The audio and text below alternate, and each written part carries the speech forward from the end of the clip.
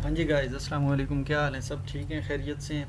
अच्छा, आज हम पढ़ने जा रहे हैं जी MGT 111 का lesson number 25। Lesson number 23 and 24 में हमने पढ़ा था जी कि जब किसी कैंडिडेट एप्लीकेंट की सिलेक्शन होती है उसका क्या क्राइटेरिया होता है, उसके क्या स्टेप्स होते हैं। अभी लेसन नंबर 24 में पढ़ा था जी कि उसकी फिर हमें कैसे असेस करते हैं कि उसकी नीड्स क्या होती हैं। तो अभी लेसन नंबर 23-24 में जो हमने पढ़ा था ना, मैनेजेरियल नॉन मैनेजेरियल जो मतलब स्केल्स होते हैं, किन लेवल्स पे जो है ना उनकी सिलेक्शन होती है, उसी को हम आगे प्रोसीड करते हुए उसी की मतलब आगे मॉडिफिकेशन करते हुए हम उसमें एडिशन करते हुए कुछ चीज़ें पढ़ेंगे।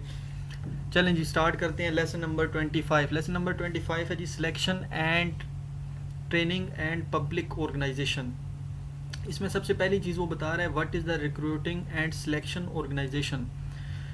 कहता है जी कि रिक्रूटिंग और सिलेक्शन ऑर्गेनाइजेशन क्या होती है। आपको पता होगा फेडरल पब्लिक सर्विस कमीशन के बारे में आपने सुना होगा। Federal public service commission basically ये एक गवर्नमेंट ऑफ पाकिस्तान की तरफ से फेडरल एजेंसी होती है जो कि सॉरी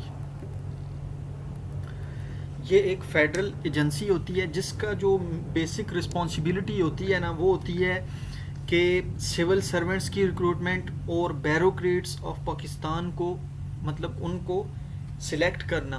ठीक है, सिलेक्शन और रिक्रूटिंग बेसिकली होता है कि किसी ऑर्गेनाइजेशन में, किसी सेक्टर में या किसी भी मतलब जगह पर, गवर्नमेंट में या किसी भी प्लेटफॉर्म पर लोगों को सिलेक्ट करके उधर तैनात करना, उस जगह पर उनको मतलब कि ओहदा देना या आप कह लें तो इस चीज़ को वो सिलेक्शन या रिक्रूटमेंट कहते हैं। ये जी फेडरल पब्लिक सर्विस कमीशन, ये आपने याद रखना है। There are compulsory subjects and elective subjects. जब इसकी जो सिलेक्शन होती है ना तो इसमें कुछ इनिशियल टेस्ट्स होते हैं, साइकोलॉजिकल टेस्ट्स होते हैं, इंटरव्यूज़ होते हैं, उससे पहले कुछ सब्जेक्ट्स होते हैं, उनकी बेस पर होती है। अच्छा, ये बता रहे हैं नीचे जी कि young graduates age not more than 26 years. अच्छा, ये जो है ना ये पुराना बता रहा है, अभी कुछ इसके रूल्स एंड रेगुलेशन, क्योंकि ये बुक पुरानी है तो इसमें कुछ चेंजिंग भी आई हैं। ठीक है, तो कह रहे हैं कि 26 जो है होनी चाहिए एज। अगर आप गवर्नमेंट सर्वेंट है तो आपके 30 होनी चाहिए। उसके बाद कह रहे हैं एनुअली जो है ना 150 से 200 कैंडिडेट्स सिलेक्ट होते हैं। ये MCQs के हवाले से आपने याद रखना है। उसके बाद है जी बड़ी important cheese, what is establishment division. Establishment division basically होता क्या है, ये एक ह्यूमन रिसोर्स मैनेजमेंट की मतलब आप कह लें कि ब्रांच है, या उसी चीज़ को जो है ना गवर्नमेंट जितनी भी डिवीजन्स होती हैं ना गवर्नमेंट ऑफ पाकिस्तान में उसको डील करना इसका काम है। जितने भी मैटर्स होते हैं कंट्री के जो है ना सिविल सर्वेंट्स के, जितने भी मैटर होते हैं, जितने मोस्ट सेंसिटिव और इम्पॉर्टेंट डिवीजन्स होती हैं फेडरल गवर्नमेंट की, वो सारा काम रिस्पॉन्सिबिलिटी किसकी होती है? इस्टेब्लिशमेंट डिवीजन की। अच्छा जी, उसके बाद बताता है जी it is expected to do planning for, हाँ ये सारा कुछ प्लानिंग वगैरह कंसल्टेशन विद FPSC सारा यही करता है। अच्छा, ट्रेनिंग के 3 लेवल ये देते हैं, pre entry training, mid career training and senior level training. ये तीनों चीज़ें आपने याद रखनी है। उसके बाद है जी आगे है सॉरी अच्छा वो बता रहा है जी कि परफॉर्मेंस एवोल्यूशन, इससे ऊपर ये चीज़ आप देख लें। Senior civil servants, senior civil servants जो बेसिक पे स्केल 20 या 21 से अबव होते हैं उनको सीनियर सिविल सर्वेंट्स कहा जाता है।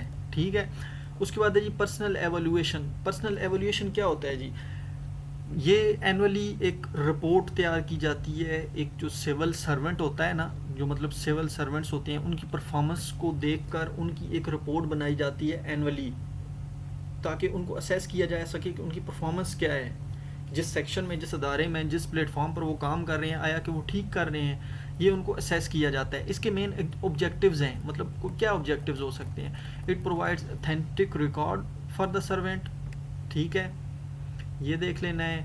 उसके बाद it is important for selection to new appointments, कि मतलब कि न्यू अपॉइंटमेंट की हमें ज़रूरत है नहीं है, क्या हिसाब है। ठीक है, इन चीज़ों को it envelopes the other useful information about the individual like aptitude. ठीक है, the PER gives other useful information like interest of the employees aptitude, मतलब जो उसकी जो पर्सनल एवोल्यूशन होती है वो हमें बताती है कि इसका इंटरेस्ट किस चीज़ में है, इसका एप्टीट्यूड क्या है, दूसरे लोगों को हमें अपॉइंट करना चाहिए, नहीं करना चाहिए, कितने करने चाहिए। ठीक है, ये सारी चीज़ें इसी से असेस होती हैं। उसके बाद एक चीज़ होती है जी कि accountability of civil servants.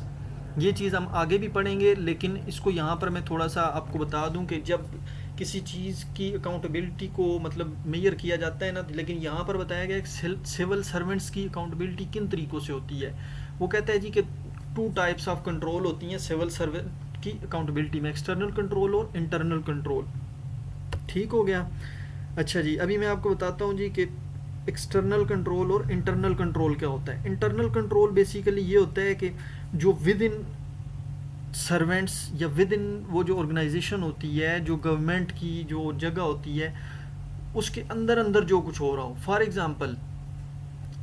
Example यहाँ पर ये आपको बताया गया है जी कि ये देखें, hierarchy order, efficiency and discipline rules, conduct rules, जितने भी रूल्स रेगुलेशंस जो कि within organisation, within civil servants जो अंदर ही अंदर हो रहा हो। हायरार्की ऑर्डर कहते हैं कि क्रोनोलॉजिकल ऑर्डर के मतलब हायर टू लोअर या लोअर टू हायर, ठीक है।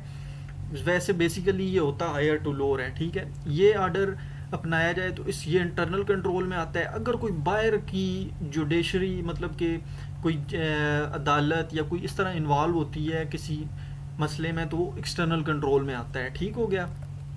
उसके बाद ये एक MCQs आया हुआ था, ये लेटेस्ट पिछले पेपर्स में मैंने देखा था। ये मोतासिब, ये किस कंट्रोल में आता है, इंटरनल में एक्सटर्नल में, ये आपने फिर बताना होता है ऐसे, ठीक है। अच्छा जी, अभी फॉर एग्जांपल आपसे पूछता है जी कि मीडिया किस में आता है, इंटरनल में एक्सटर्नल में, ये एक्सटर्नल में आएगा, ठीक है। अच्छा जी, उसके बाद एक चीज़ रहेगी ये, सॉरी, वो बताता है जी कि how is HRM done in the public service. HRM public service में, human resource management public service में कैसे की जाती है। कहते हैं there is a compendium of laws rule regulation. अच्छा, कुछ कहते हैं कि टर्म्स एंड कंडीशंस होती हैं सिविल सर्वेंट्स की, इन सब को जो है ना एस्टेब्लिशमेंट कोड कहा जाता है, सिविल एस्टेब्लिशमेंट कोड कहा जाता है, ठीक है। इसमें कुछ rules, law, regulation, training, discipline, सब कुछ उसमें जो है ना इंक्लूड होता है, ठीक है।